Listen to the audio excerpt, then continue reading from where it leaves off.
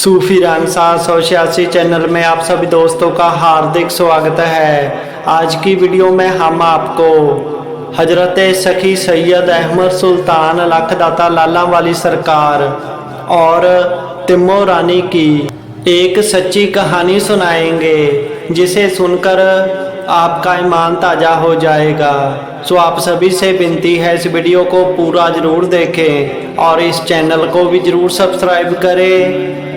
प्यारे दोस्तों, सखी सैयद अहमद सुल्तान, जिनको हम सखी सरवर पीर, सखी सुल्तान पीर, लखदाता पीर, लाला वाली सरकार, ऐसे अनेकों नाम से पुकारते हैं। आप सरकार के लाखों मुरीद हुए हैं, जिनमें उनकी एक मुरीद थी तिम्मो रानी, तिम्मो, जिसको हम तिम्मो रानी के नाम से जानते हैं। तिम्मो भी एक आम परिवार में पैदा हुई लड़की थी। वह अपने माँ बाप की लाडली बेटी थी। वह पास के बागों में खेलने जाया करती थी, अपनी पढ़ाई करा करती थी और उसके माँ बाप भी अपनी बेटी से बहुत प्यार करते थे। ऐसे ही उसका बचपन बीत रहा था कि एक दिन अचानक कहीं से एक फ़कीर आए, जिन्होंने लखदाता पीर जी के नाम की सदा की और कहने लगे कि जो लोग लखदाता पीर जी के मुरीद होते हैं, सखी सरवर पीर के मुरीद होते हैं, वह कभी नुकसान में नहीं जाते, वह हमेशा नफ़े में रहते हैं। ऐसे ही उस फ़कीर ने लखदाता पीर की शान बयान की। यह बातें तिम्मो रानी को बहुत अच्छी लगी। यह बातें उसके दिल में घर कर गई और वह सखी सरवर पीर के बारे में सोचने लगी। सोचते सोचते उसके मन पर इन बातों का इतना गहरा असर हुआ कि वह धीरे धीरे बचपन में ही लखदाता लाला वाली सरकार की मुरीद हो गई। ऐसे ही समा बीत रहा था। बीतते बीतते साल दर साल गुजरते रहे। तिम्मो रानी लखदाता पीर जी की बंदगी, उनकी सेवा करने लगी और ऐसे ही दिन गुजरते गुजरते वह जवान हो गई। अब उसकी उम्र शादी के लायक हो गई थी। एक दिन वह अपनी सहेलियों के साथ पास के बाग में खेल रही थी कि वहाँ अचानक जम्मू शहर का राजा आ गया। जैसे ही उस राजा ने तिम्मो को देखा तो उसने देखा तिम्मो के चेहरे पर एक अलग ही नूर है, एक अलौकिक नूर है, जिसे देखकर वह राजा बहुत खुश हुआ और वह सोचने लगा कि मुझे शादी तो अब तिम्मो से ही करनी है। राजा ने अपने मंत्री से सलाह की और अपनी शादी का प्रस्ताव तिम्मो के घर भेज दिया।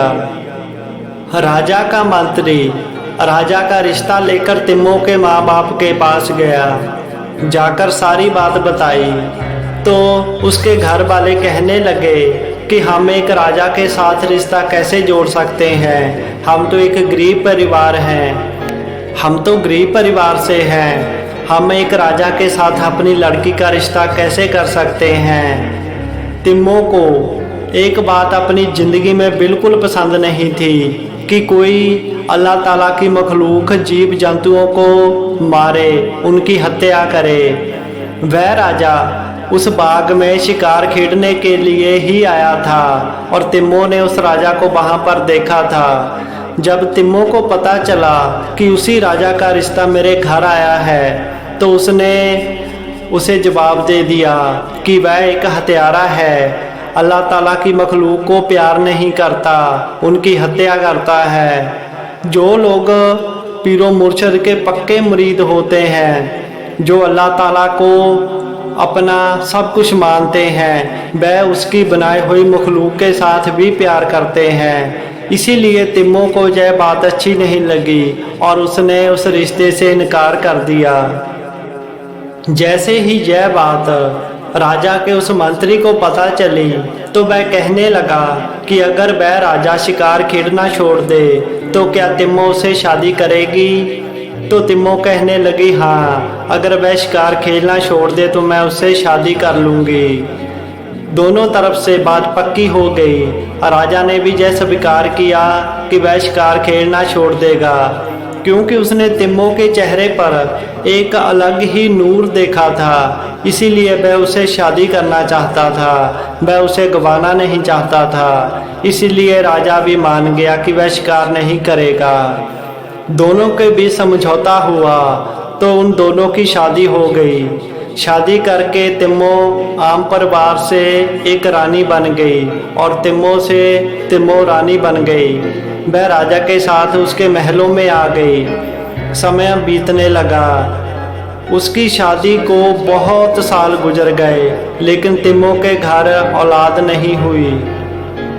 राजा और तिम्मो रानी इस बात से बहुत परेशान थे कि बहुत साल गुजर गए, उनके घर में औलाद नहीं हो रही थी। राजा ने तिम्मो को बहुत से वैद हकीम को भी दिखाया, लेकिन किसी चीज़ का कोई फायदा नहीं हुआ। वह दोनों बे औलाद रहे। ऐसे ही थोड़ा समय और गुजरा। एक दिन अचानक एक फकीर तिम्मो रानी के महलों के पास आया। जैसे ही उसे फकीर की निगाह तिम्मो पर पड़ी तो फकीर ने कहा, बेटी तुम बड़ी परेशान लग रही हो, क्या बात है?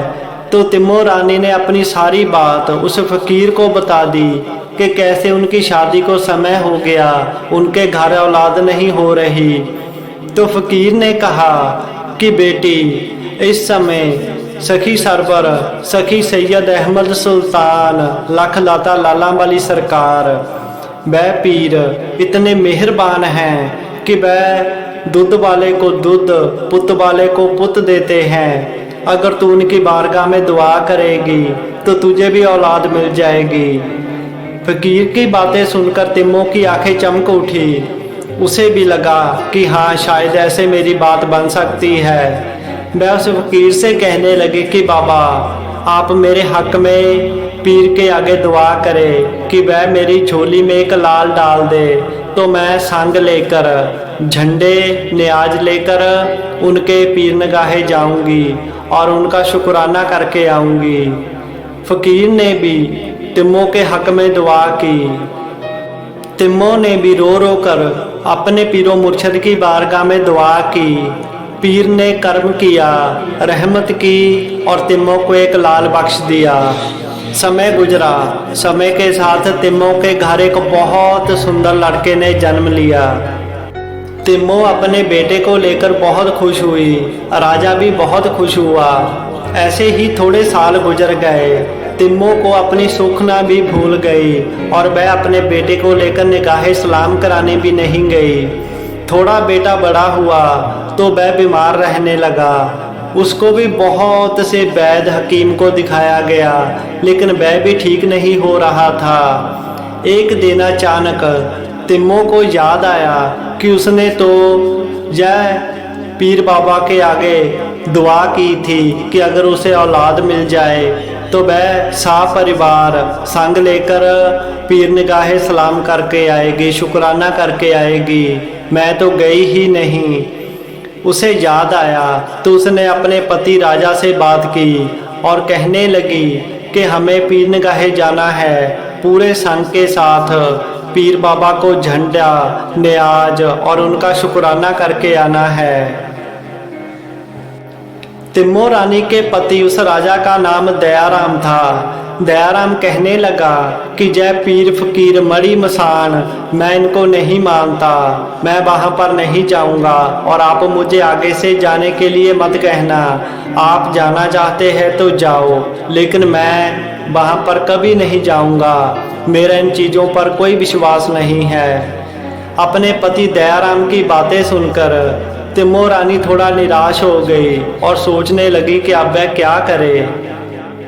लेकिन तिम्मो ने बार बार अपने पति से कहा कि हमें एक बार ज़रूर जाना चाहिए, शायद हमारा बेटा वहाँ से सही हो जाए, ठीक हो जाए।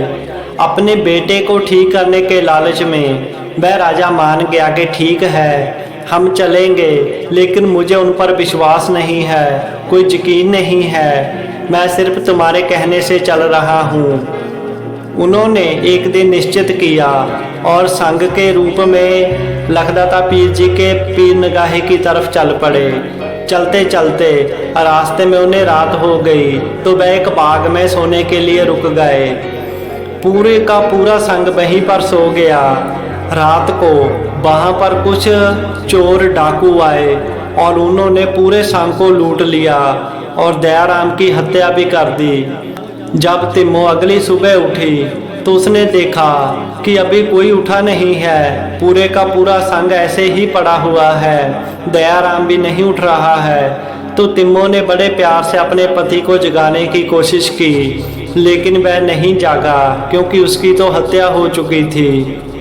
तिम्मो ने बार बार अपने पति को उठाने की कोशिश की। जब वह नहीं उठा तो जब तिम्मो ने बड़े गौर से देखा तो उसने पाया कि उसका पति तो मर चुका है, संग के बाकी लोग भी मरे हुए हैं। यह देखकर तिम्मो घबरा गई और बहुत जोर जोर से रोने लगी और अपने पीर को याद करने लगी और कहने लगी कि ऐ मेरे पीरो मुर्शद, मैं तो खुशी खुशी तेरे दरबार पर सलाम करने आ रही थी, यह मेरे साथ क्या हो गया? मैं तो लुट गई, मैं तो जीते जी मर गई, अब मेरा क्या होगा?